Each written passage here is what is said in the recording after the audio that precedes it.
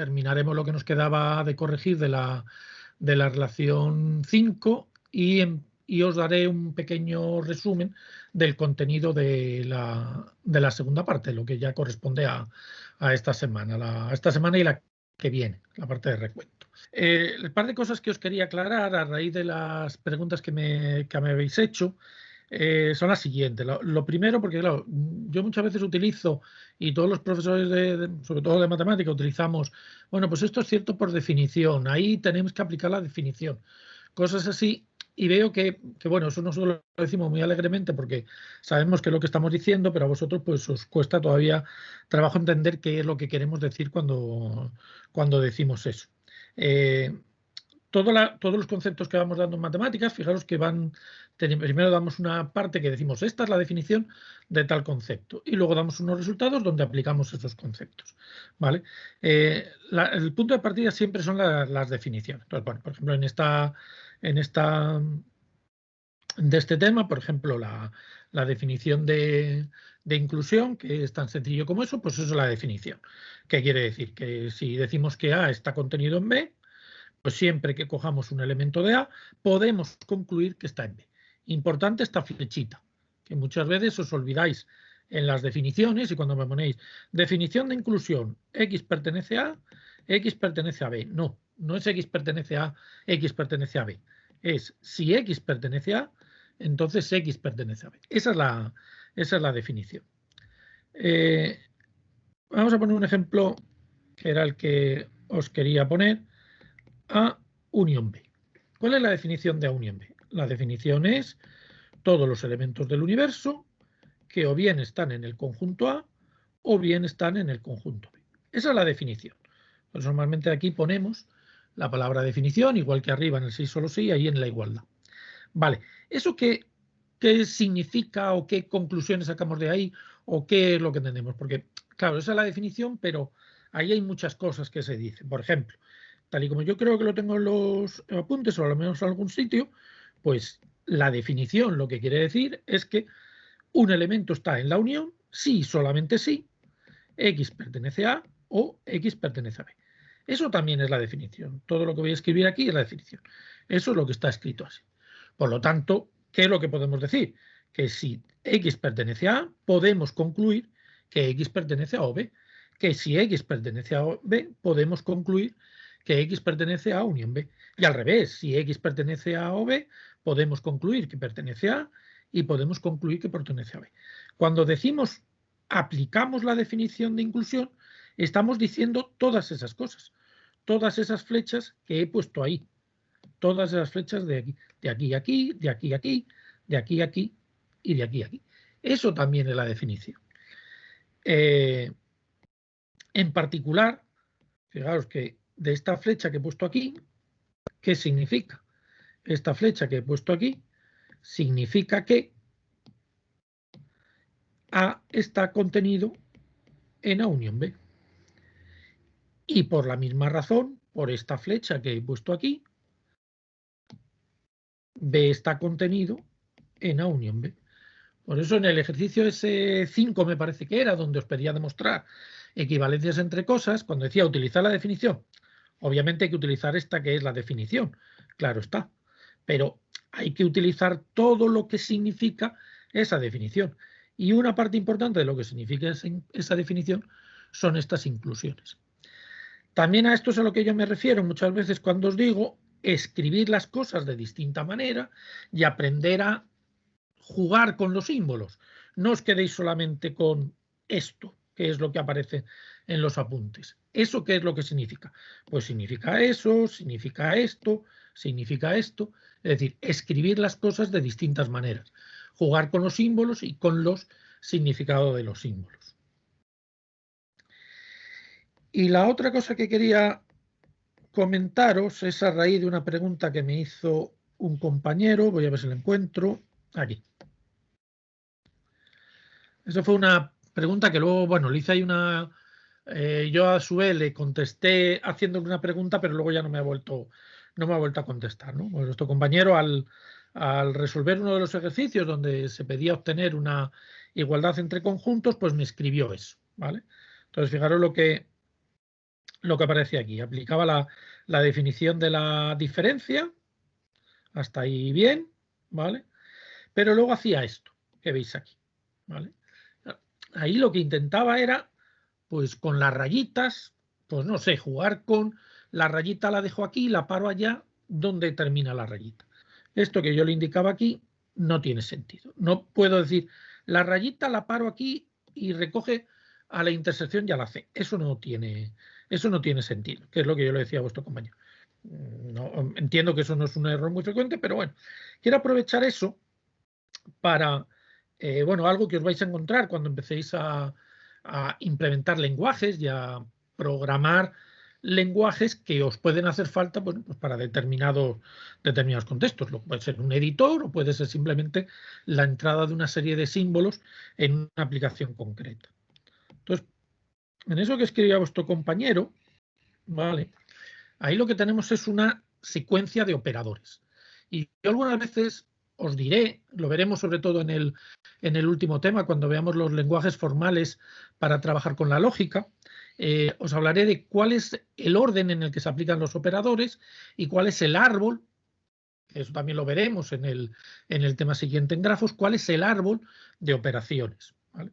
¿Cuál es el orden en que sigue aquí al aplicar las operaciones? Pues empezaríamos con el conjunto A. A ese conjunto A le estamos aplicando el complementario. Luego tenemos el conjunto C. A el conjunto A complementario y al C le estamos aplicando la intersección. Y finalmente, a todo eso le estamos aplicando el complementario. Ese es el árbol sintáctico de la fórmula. También se podía fijar solamente con los operadores y podría quedar una cosa así, ¿vale? Quiere decir es que a A le aplico el complementario, al complementario de A y a la C le aplico la intersección y a la intersección le aplico. Esa estructura tiene que, en cualquier expresión que me escribáis, ya sea aritmética, con sumas, productos, divisiones, o sea de conjuntos, como en este caso, esa estructura tiene que tener sentido. Es decir, el complementario solo puedo aplicar o a un operador o a un conjunto. Pero eso que escribía nuestro compañero, que se quedaba ahí, eso no tiene sentido. No puedo aplicarle el operador, vamos, si se lo aplico, esto realmente se lo estoy aplicando a algo que tenga por debajo dos conjuntos, A intersección B, que es obviamente lo que sería una cosa así. A esto le aplicaría tal y luego yo le aplicaría el complementario a toda la intersección. Eso sí tendría sentido. Pero fijaros que solamente tiene sentido ponérselo o bien a un operador o bien a un conjunto. Entonces, iros acostumbrando a ver si lo que escribís tiene sentido sintáctico, por si sois capaz de escribir un árbol sintáctico, ¿vale? Esa va a ser la manera de implementar los lenguajes, saber cuál es el número de hijos que debe de tener un conectivo, y el número de hijos pues debe ser siempre el mismo. El complementario o cambiarle el signo, o el complementario o elevar una potencia, pues va a tener solamente un hijo, pero no va a tener más de un hijo.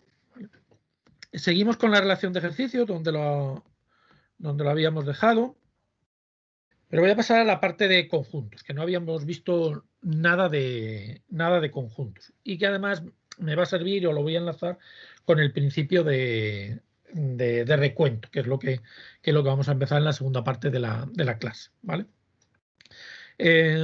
Básicamente lo que hay que manejar en esta primera parte, ya en este tema de la noción de conjunto, es pues eso, el concepto de conjunto y la forma de representarlo. Entonces, la manera de representarlo, recuerdo que para los conjuntos finitos lo vamos a representar utilizando este tipo de matrices, que recuerdo que eso implica que tenemos que tener ordenados los elementos del conjunto. Entonces aquí si no decimos nada, pues es el orden en el que lo habremos escrito, tanto en las filas como en las columnas. En este caso, como tanto el dominio como el codominio están en el mismo conjunto X, pues tenemos que utilizar naturalmente el mismo orden en un sitio y en otro. Y entonces recuerdo que esto significaba esos unos que aparecen en la matriz, significa que f de A es B. F de A, perdón, C. F de A es C. Y eso es lo que significaba el 1 que aparece en esas matrices, ¿vale? Luego veremos un ejemplo también con dominios infinitos, porque son dominios finitos, como en este caso, pues podemos utilizar las matrices, que es lo que normalmente se utiliza. Si fueran números también podríamos utilizar expresiones, pero en caso de conjuntos finitos podemos utilizar las matrices. Y en el caso de conjuntos infinitos, naturalmente tenemos que utilizar, la única manera es utilizar una regla, normalmente vendrá dada por expresiones matemáticas, operaciones matemáticas, que nos dirán cuál es la imagen de cada elemento, ¿vale? Bueno, en este ejercicio 8 nos preguntaban, nos pedían que completásemos la matriz, es decir, en esas rayitas que aparecen ahí, que completásemos las rayitas por ceros y unos para que esa matriz sea la matriz de una función inyectiva. ¿Qué es lo que tengo que poner aquí? Efectivamente, si ahí pusiera un 1, querría decir que el elemento C tendría esa imagen, la propia C y la D. Por lo tanto, para que sea función, necesariamente en ese hueco tiene que ir un 0. Si ahí fuera un 1, no sería función. Perfecto. En la última fila de los 3 guiones, por la misma razón, solamente puedo poner un 1. ¿En dónde tengo que poner el 1? Aquí, aquí, aquí o aquí. En el segundo hueco, efectivamente. ¿Vale? Bueno, realmente lo podría poner, en principio lo podría poner en cualquiera. Lo puedo poner aquí. Para que sea función, lo puedo poner en cualquiera. Entonces, para que sea función, lo podría poner en cualquiera. Pero para que sea inyectiva, solamente lo puedo poner en ese segundo hueco. Porque para que sea inyectiva, en cada columna solamente puede aparecer, en cada columna solamente puede aparecer un 1.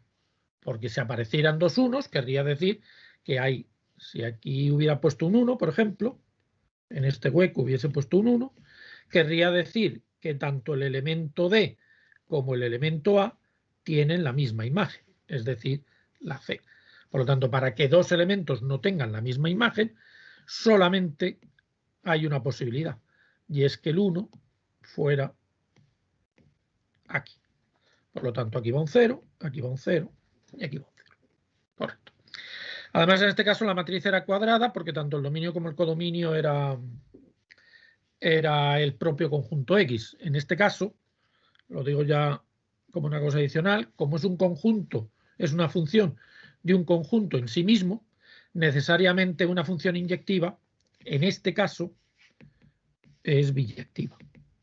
¿Vale? Porque como cada uno tiene que tener una imagen y la inyectividad nos implica que una y solamente una imagen, en el caso de conjuntos infinitos de un conjunto en sí mismo, inyectiva y biyectiva van a coincidir. Vamos con el siguiente. Parecido, también nos pide que completemos una relación, la X que aparece aquí, la Z que aparece aquí, la T que aparece aquí, son variables y por lo tanto lo que nos pide el ejercicio es que le demos valores a esas variables, qué valores, y me he comido la I, qué valores les tenemos que dar a esas variables para que ocurran determinadas cosas, ¿vale? Entonces, empezamos por el apartado A. ¿Qué valores le tengo que dar a las variables para que R no sea función? ¿Vale? Obviamente he puesto ese no para que luego apliquéis la negación. Si queréis, en primer lugar, que puede ser más fácil, podemos decir qué es lo que tiene que ocurrir para que R sea función. Me lo podéis decir como queráis. O bien para que sea o bien para que no sea. Y luego lo negamos. A ver, ¿qué me dice cosas? Para que no sea Y para que no sea función. distinto de 7. Vamos a ver. R, me has dicho Y tiene que ser distinto de 7. Sí. Efectivamente, esa es la... perdón. Para que no sea función, correcto. Para que no sea función, una posibilidad es que Y sea distinto de 7. porque en ese caso el elemento 5 tendría 2 imágenes. Con lo cual, una posibilidad para que no sea función es que I sea de distinto de 7. Muy bien, más cosas que pueden ocurrir. ¿T distinto de 1?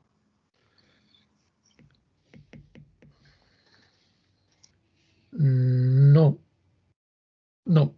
Por ejemplo, si el T fuese 3, solamente mirando el T, no habría problema, porque ahí lo único que ocurriría es que el 1 tendría como imagen el 8 y el 3 tendría como imagen el 8. Eso no es problema.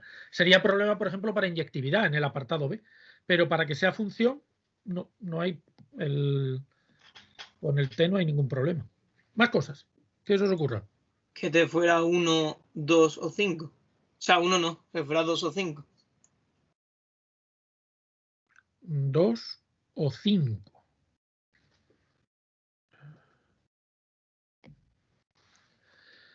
Vamos a ver, si el T es 2, por ejemplo, sí, vale. Si el T es 2, pues querría, claro, efectivamente, si el T es 2 o el T es 5, correcto, en ese caso tampoco sería función. Estos son distintas posibilidades, que I sea distinto de 7, que T sea igual a 2, que T sea igual a 5, en ese caso tampoco sería función. Más cosas. ¿Qué se os ocurra? De la X y de la Z no me habéis dicho nada.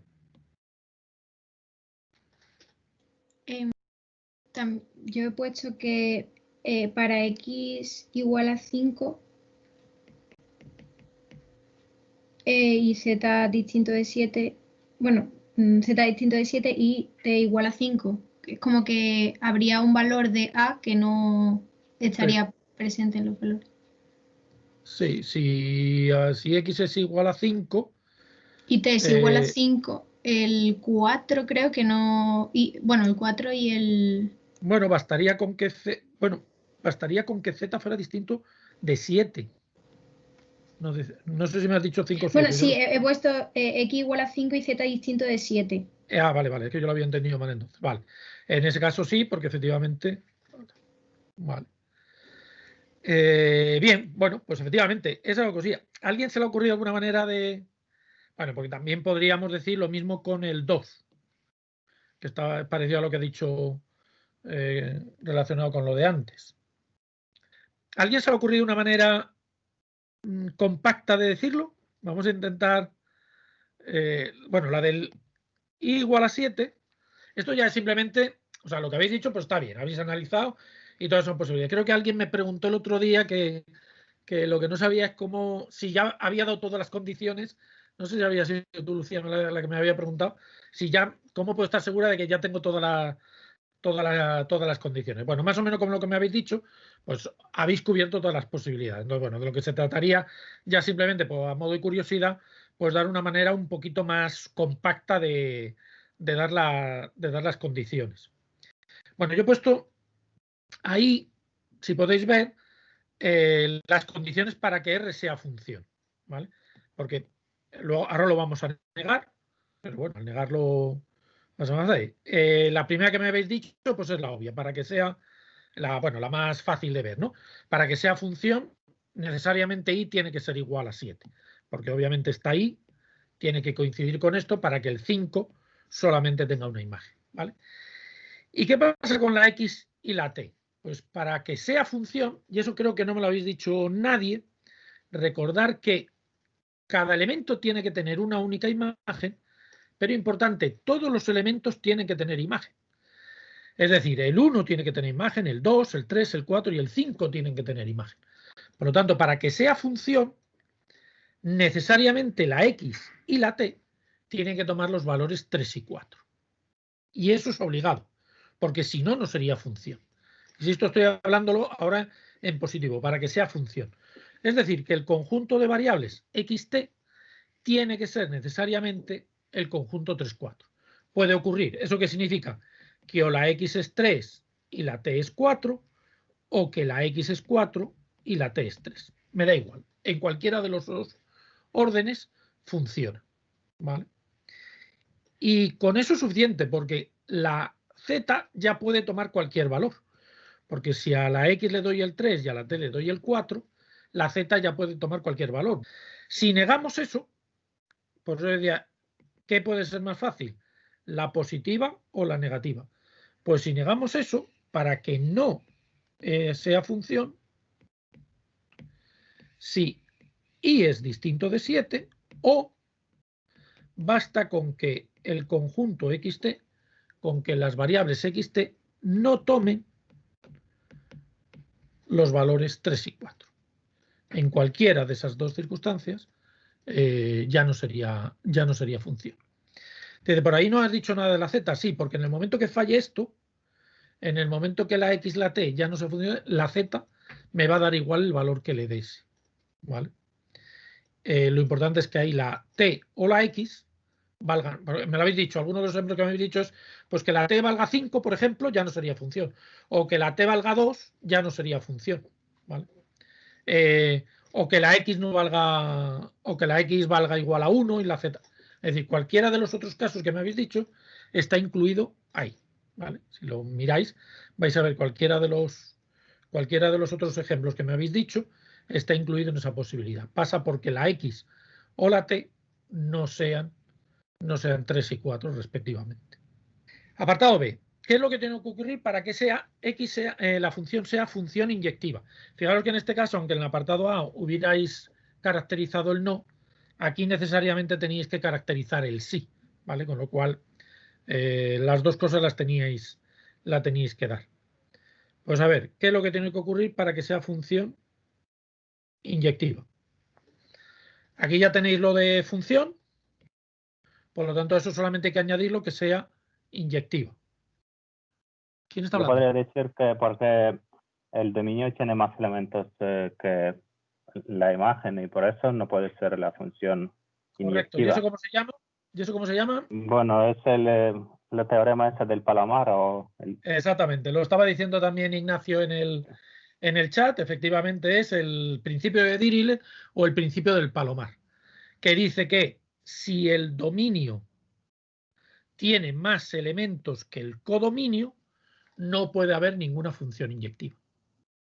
Por lo tanto, Lucía, por muchos valores por mucho que tantearas, nunca vas a poderlo hacer. Ya tienes cubiertos todos los elementos de B. El 6, el 7, el 8, que ya lo tienes dos veces además, y aquí puedes poner el 9. Por lo tanto, pero ya aquí ya tenía repetido el 8. Es más, es que directamente... Claro. Pues no me había fijado en ese. Claro, o sea, aquí con el principio del Palomar ni siquiera había que fijarse en los elementos, pero con el principio del Palomar, como han dicho vuestros compañeros, pues ni siquiera. Pero a la T habíamos quedado que solamente le podíamos dar el valor 3 o el 4, pero le dieras el 3 o el 4, el 8 repetido. Vale, porque es que además no había manera de... Yo podía haber dicho, bueno, pues podía haber puesto ahí otra variable en el enunciado del ejercicio. Daba igual. El principio del Palomar me dice que nunca voy a poder definir ahí una aplicación inyectiva. ¿Vale? Muy bien. Por lo tanto, la respuesta era que efectivamente no puede ser inyectiva por el principio del Palomar. Y también si alguien ha dicho, pues porque aunque a la T le dé el valor 3 o 4, pues tanto ese ya sería un valor repetido, una imagen repetida de 1. ¿Vale?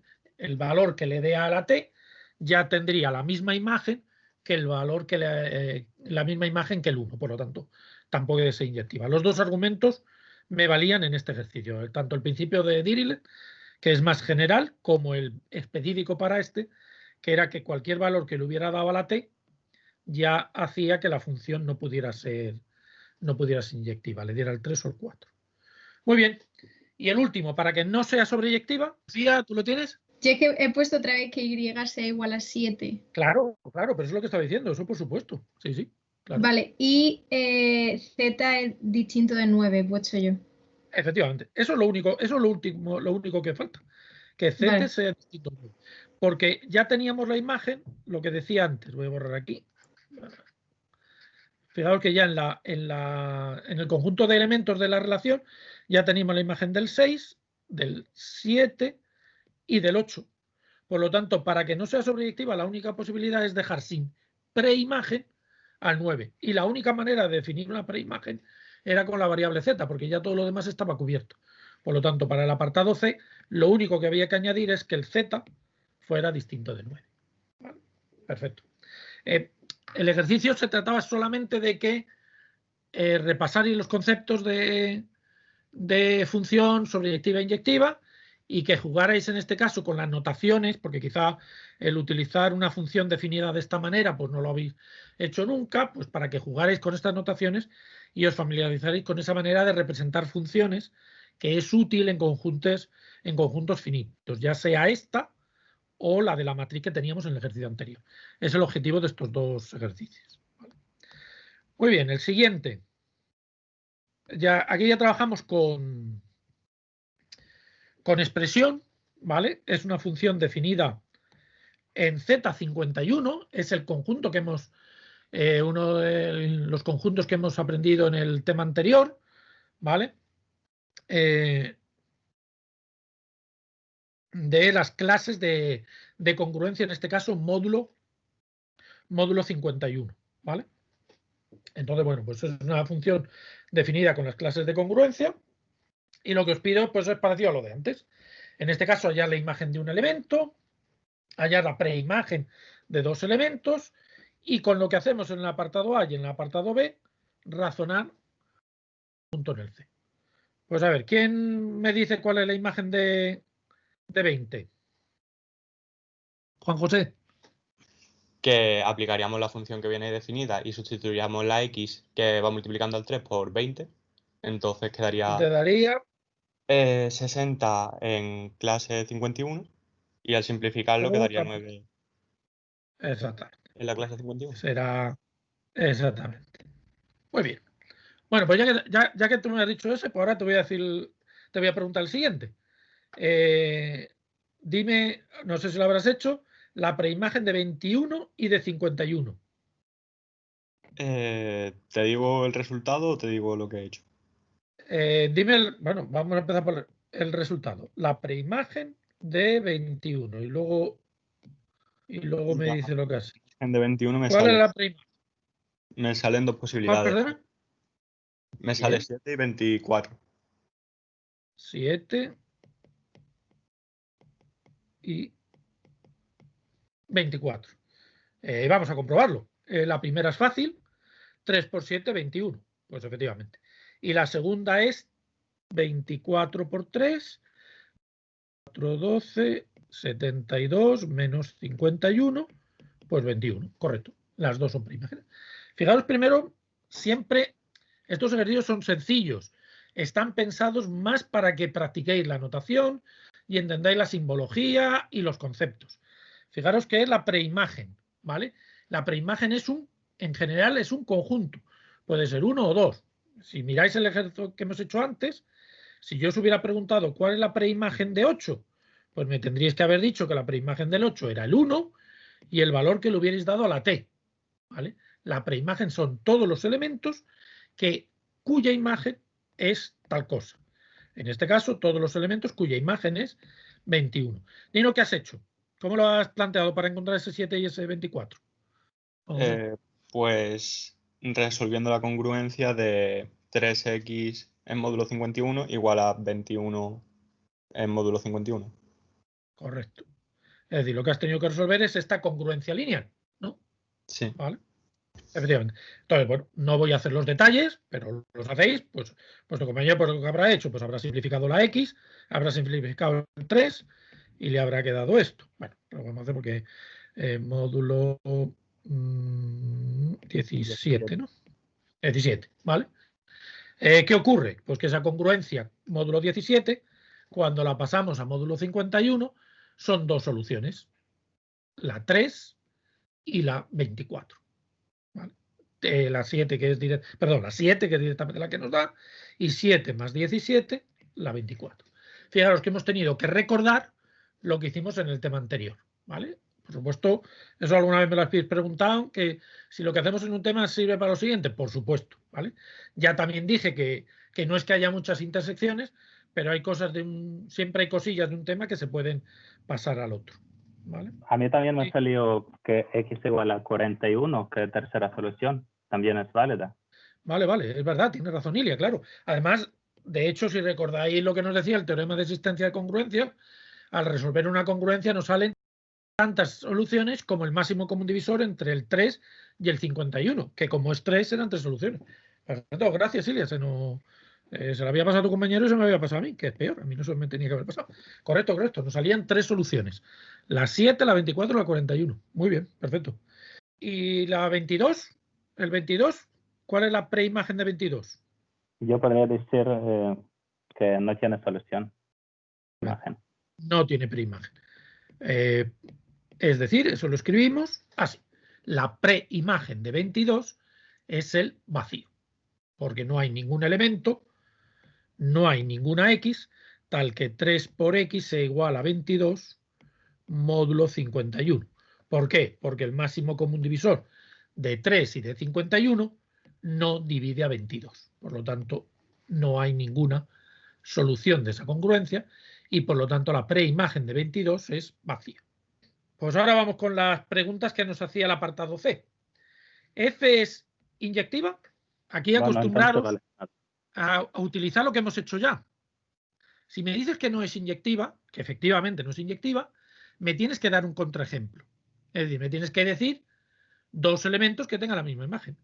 ¿Qué elementos sabes que tienen la misma imagen? Bueno, nosotros la imagen de 20 congruente con 51 no era 60, que era también igual a 9 clase No, 51. Eso es el mismo elemento, no. Ese es el mismo. Claro, es el mismo. Son distintas maneras de escribir el claro, mismo es elemento verdad. de Z51. Pero ¿qué más? No mires ahí, mira en el siguiente. Claro, en el siguiente ejemplo que hemos puesto como el 7, el 24 y el 41, ¿no? Por ejemplo, el 7 y el 24 tienen la misma imagen. Por lo tanto, no es inyectiva. Vale. Para que no se... Quedaros con los conceptos. Estamos repasando los conceptos. Aquí lo estamos escribiendo en términos de la preimagen. ¿Qué es lo que le tiene que ocurrir a la preimagen para que no sea inyectiva? Pues que tenga más de un elemento. En el momento que encontréis una preimagen que tiene más de un elemento, como el que hemos encontrado ahí, ya sabemos que no es inyectiva, porque estos dos, por ejemplo, tienen la misma imagen. Y obviamente, y el 41 y el 24 tienen la misma imagen. Por lo tanto, no es inyectiva. ¿Y es sobreyectiva? Tampoco. ¿Por qué? Porque el segundo ejemplo que venía para calcularle Efectivamente. la preimagen no tenía preimagen. Exactamente. ¿Qué es lo que tiene que ocurrir? Ignacio también me había dicho que no por el chat. ¿Qué es lo que tiene que ocurrir para que sea sobreyectiva? Que todo elemento tiene que tener preimagen. Es decir, para que sea sobreyectiva, la preimagen de cualquier elemento tiene que ser distinta del vacío. ¿Vale? Ese es el tipo de cosas que quiero que aprendáis con estos ejercicios. ¿Qué significa la definición? E incluso escribir distintas notaciones para decir lo mismo. Parecido a lo que he dicho al principio de clase. ¿Os acordáis lo que he dicho al principio de clase? ¿Qué es lo que significa la definición de la unión? Pues significa esto, la definición me dice esto. Y de ahí que deduzco, pues que A está contenido en A unión B. Es decir, intentar mirar las definiciones, escribirlas de distintas maneras para que según el ejercicio y según lo que os pregunte, aprovechar esas distintas maneras de escribir las definiciones. Y lo que digo para las definiciones, digo para los resultados. No os quedéis solamente con una idea intuitiva y con la definición literal, sino que darle vueltas para que os acordéis de las distintas maneras de escribir las cosas. Entonces, por ejemplo, aquí lo de sobreyectiva, caracterizarlo con que la imagen inversa es distinta del vacío para todo I, es muy útil, ¿vale? O que la inyectiva es que la preimagen tenga más de un elemento, ¿vale? Esas son cosas útiles cuando vamos a mezclar esas cosas. En el ejercicio 11 ya ahora trabajamos con conjuntos infinitos. Los 3 que hemos visto anteriores eran conjuntos finitos, porque este último que hemos visto era Z51, pero Z51 solo tiene 51 elementos. Las clases módulo 51, ¿vale? Entonces todos eran conjuntos finitos. Este es un conjunto infinito de R más en R. ¿Quién me dice cuál es la imagen de F? Esta es la definición de imagen, ¿vale? Entonces, fijaros que es un subconjunto del codominio. Si cuando yo hablo de la imagen de la función, es un subconjunto del codominio. ¿Qué elementos son? Aquellos del codominio que tienen una imagen. Eso es lo que llamamos imagen de una función. Con lo cual, aquí, ¿qué es lo que hay que averiguar? Lo que hay que averiguar es qué elementos del codominio tienen preimagen. Esa es la definición y lo que tenemos que hacer es calcular quiénes son estos. Básicamente, todos los ejercicios, cuando en un ejercicio interviene expresiones de funciones como estas, básicamente todo pasa por resolver esa ecuación. Es decir, despejar la x en función de la y. Y prácticamente con eso lo podemos contestar todo. Pues vamos a hacerlo. Pasamos el 1 más x igual a x, quitamos los paréntesis, paso esto al otro lado, sacamos factor común y despejamos.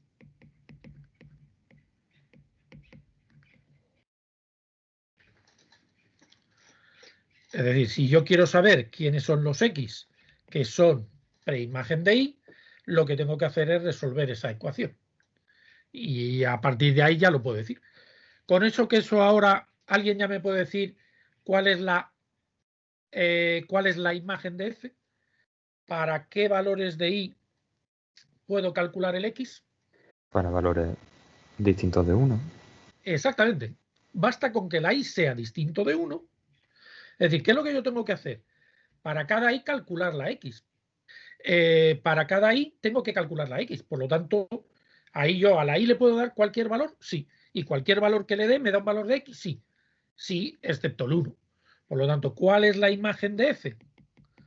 Pues todo r menos el número 1. Y eso es prácticamente lo que había que hacer en este ejercicio, porque ya todo lo demás es interpretar lo que tenemos ahí. En la segunda pregunta, aquí me decía, añade la imagen de f. Ya lo hemos hecho. En la segunda pregunta me decía, bueno, pues ahora como codominio vamos a poner la imagen de f, es decir, r menos el 1. Eso algunas veces os resulta un poquito trampa, pero es muy habitual en matemáticas, que yo trabaje en el conjunto exactamente en el que me hace falta. Y de hecho seguramente lo habéis hecho en las asignaturas de matemáticas en años anteriores. Yo qué sé, cuando os pedían, por ejemplo, calcular el valor máximo que tiene que tomar el lado de un rectángulo para que tenga el perímetro máximo o mínimo, o el área fuera máxima o mínima. ¿Vosotros qué hacíais ahí? Decíais, bueno, yo solamente voy a trabajar en valores positivos. Y entonces estabais restringiendo el dominio a valores positivos. Lo mismo si fuera la imagen, es decir, si yo quiero que el valor esté por encima de 500, pues estabais trabajando por valores por encima de 500 o valores de la imagen que fueran positivos. Es decir, en las funciones, cuando trabajamos con funciones, no solamente es importante cuál es la regla que me permite calcular esa función, sino cuál es el dominio y cuál es el codominio.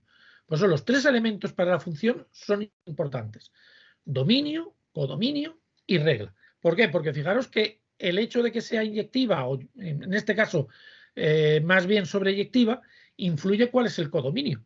Porque el codominio lo que me dice es que la imagen de que sea sobreyectiva me dice que la preimagen de cualquier elemento sea distinta del vacío para todo y perteneciente al codominio. Evidentemente, si yo cambio el codominio, puede cambiar si es sobreyectivo o no, dependiendo de lo que ponga. Entonces, bueno, pues este era un ejemplo típico. Yo, si en el momento como imagen, como dominio, pongo el codominio, que son cosas distintas, el dominio es distinto del codominio. Entonces, si pongo como imagen, como codominio, exactamente igual que el dominio, pues la función automáticamente va a ser sobreyectiva. O sea, ya solamente con esto la función es sobreyectiva. El codominio es en dónde puede devolver los valores y el dominio es dónde exactamente devuelve los valores. Por lo tanto, en el codominio pueden llegar y en el codominio es donde llega. ¿Vale?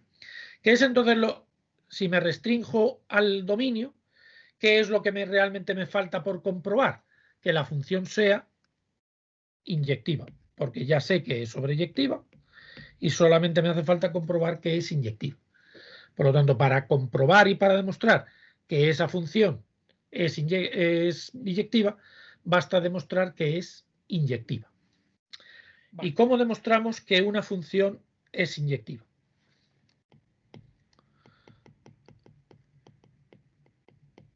Recordad que aquí vuelvo a decir un poco lo que decía antes con las definiciones.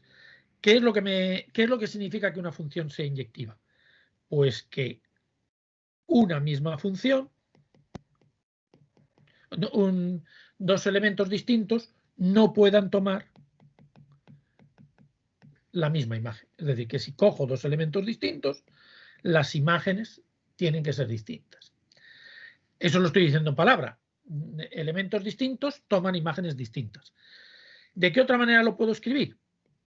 Pues lo que se llama el contrarrecíproco, que para hacer demostraciones es muy útil. Que si f de x es igual a f de y, entonces x es igual a y. Si esto implica esto, la negación de esto implica la negación de esto. Cuando trabajamos con funciones en conjuntos infinitos, esta es la mejor manera de trabajar. ¿Por qué? Porque voy a trabajar con una expresión como aparece aquí y lo mejor es hacer deducciones de ese estilo. Si el conjunto es finito, es mejor utilizar esto, que es lo que utilizáis cuando hemos dicho lo de las matrices. Esto es lo que comprobamos, que cada columna, no aparezca más de un 1. Cada fila quiere decir trabajo en un mismo elemento y revisando no puede tener repetido. Por lo tanto, en filas distintas, una misma columna no puede haber dos unos. Realmente lo que estamos es utilizando esa definición. Pero para dominios infinitos, lo mejor es utilizar esta expresión. Como veis, vuelvo a lo que decía al principio de la clase, que hay que acostumbrarse a escribir las cosas de distinta manera y en cada tipo de ejercicio o en cada contexto utilizar cuál es la mejor manera de utilizar un concepto, una definición o un resultado. En este caso, como estamos en un dominio infinito, la mejor manera es utilizar eso. Bueno, voy a poner en lugar de una I, voy a poner una T para no liar con lo que he hecho en el apartado anterior. ¿Vale? Pero al caso es lo mismo. ¿Vale? Entonces, en este caso lo que tenemos que hacer es, pues otra vez planteamos una ecuación. ¿Qué tiene que ocurrir si la imagen de X coincide con la imagen de T? Y prácticamente lo que tenemos que hacer es trabajar con eso como si fuera una ecuación y llegar a deducir que X tiene que ser igual a T. Pues muy parecido a lo que hemos hecho antes. Multiplicamos en cruz, simplificamos el X por T, restando en ambos lados de la igualdad, y ya llegamos a que X es igual a T.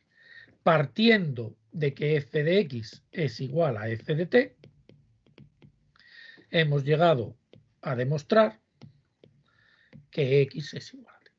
Y fijaros que en cada paso, vuelvo a insistirlo con lo de las demostraciones, tenemos que hacer cosas que se puedan hacer y por lo que no lo permitan las propiedades de las operaciones.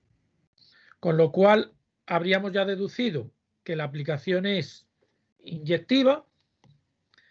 Ya teníamos que era sobreyectiva porque el dominio coincide con el codominio y por lo tanto la función es biyectiva. A modo de resumen de lo que hemos hecho. ¿De qué maneras puedo escribir la definición de inyectiva? Que si f de x es igual a f de t, entonces x es igual a t. Que si x es distinto de t, entonces f de x es distinto de f de t.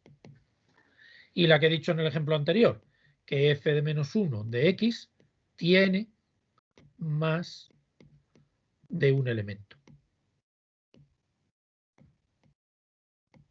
No hace falta que sea para todos. Basta con que sea para algún x. ¿Vale? Sobreyectiva.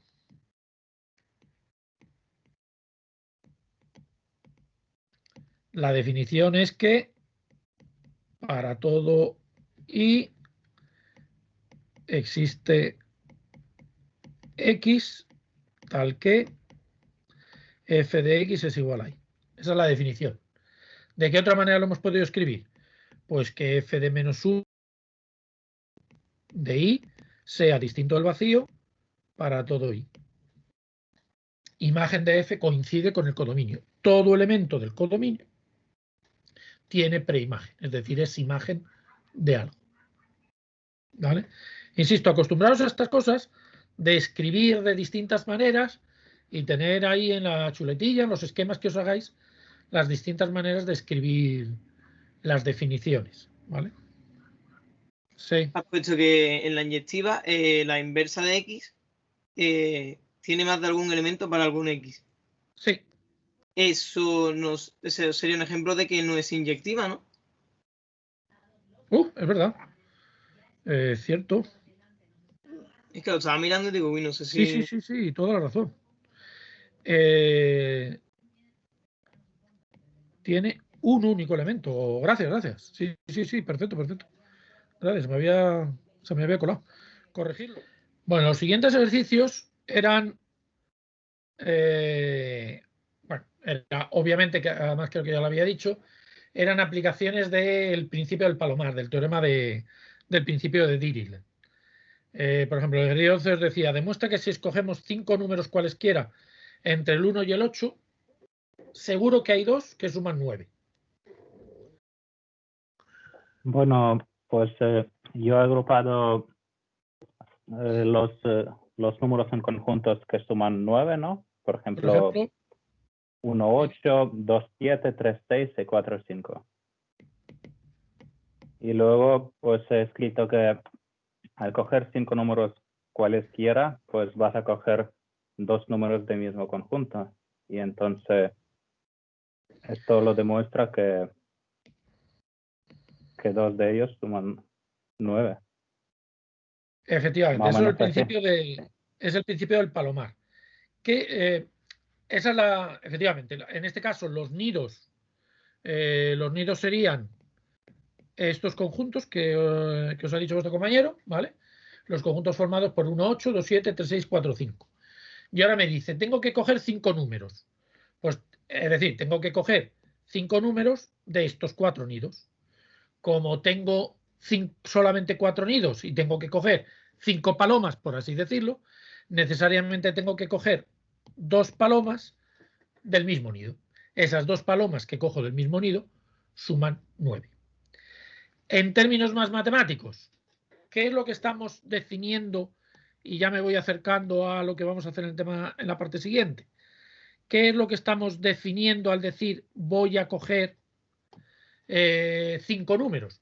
Pues estoy definiendo una aplicación desde el conjunto, por ejemplo, A, B, C, D y E, que son el nombre que le voy a dar a los 5 números que voy a coger, y lo que quiero es darle valores a esas 4 variables, por así decirlo.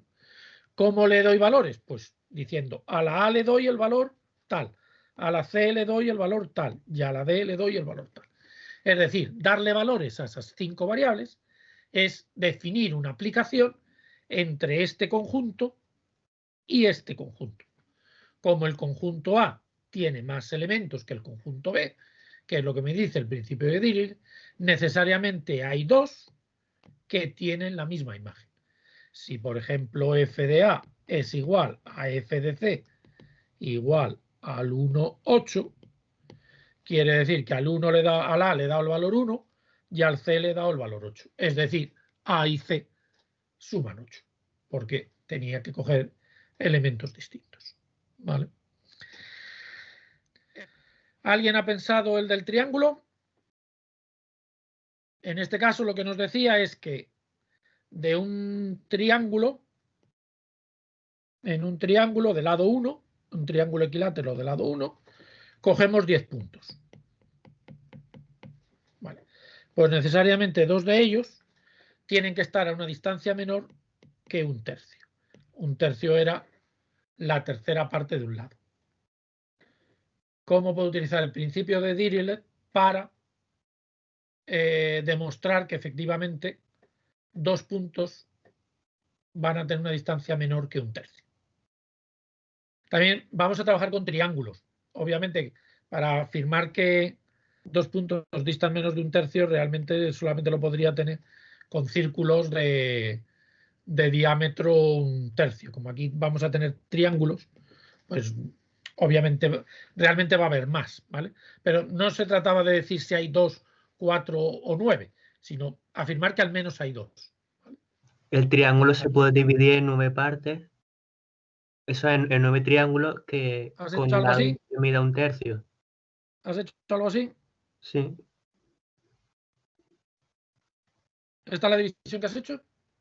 sí. Exactamente. Entonces, si coges 10 puntos, seguro que en alguno de esos triángulos va a haber 2 o más.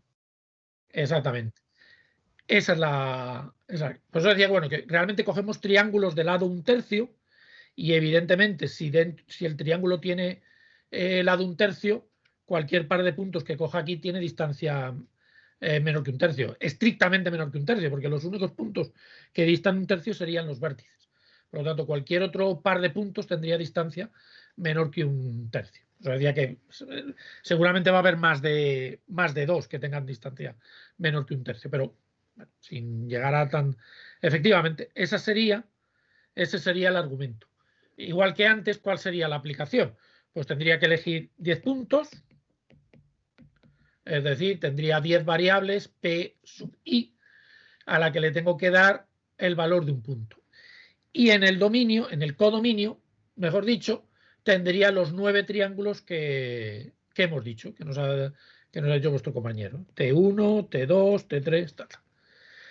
Como el conjunto A tiene más elementos que el conjunto B, necesariamente hay 2 puntos que tienen la misma imagen. Es decir, 2 puntos que caen dentro del mismo triángulo. Por lo tanto, esos 2 puntos que caen dentro del mismo triángulo van a tener distancia menor que 1/3 porque están dentro de un triángulo que tiene lado 1/3. ¿Vale?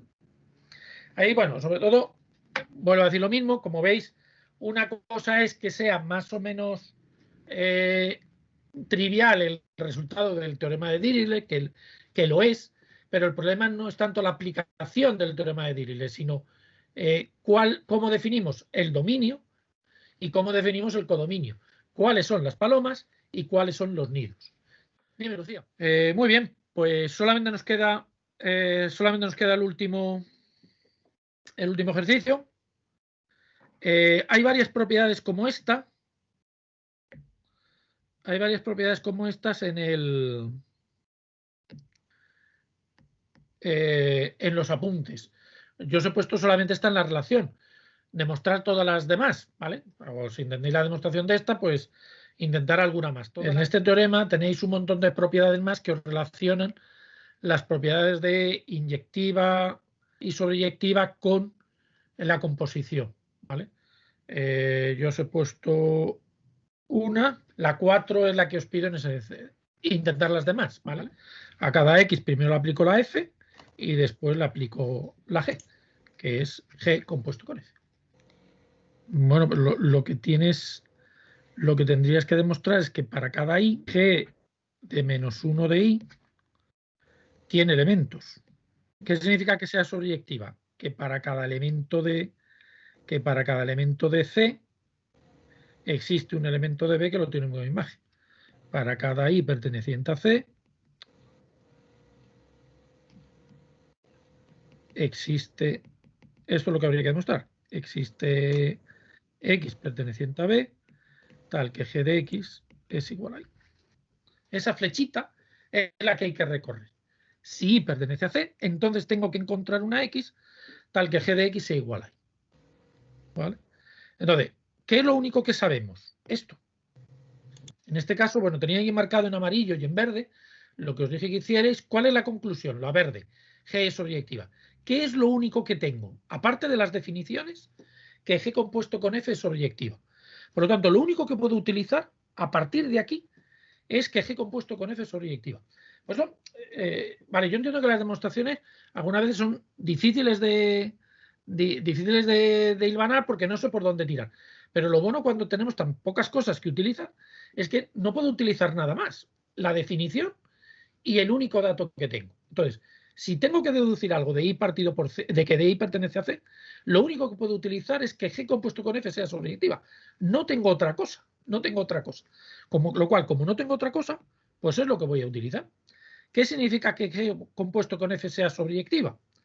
Que existe T, voy a llamarlo T, en este caso perteneciente a A, porque como muy bien ha hecho vuestra compañera, pues le hemos puesto aquí ya nombre a los dominios, y el dominio de G compuesto con F es A, existe T perteneciente a A, tal que G compuesto con F de T es igual a I. ¿Y quién es G compuesto con F de T? Pues G de F de T. Pues ya hemos terminado.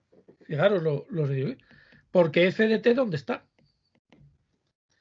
F de T está en el codominio de F. Es decir, F de T es un elemento de B. Y G de F de T es igual a I. No teníamos que encontrar un elemento en B que G de X fuese igual a I, pues ya lo tenemos. Ya lo tenemos. Ya hemos encontrado el elemento. F de T es el elemento que estábamos buscando. Y ya hemos terminado.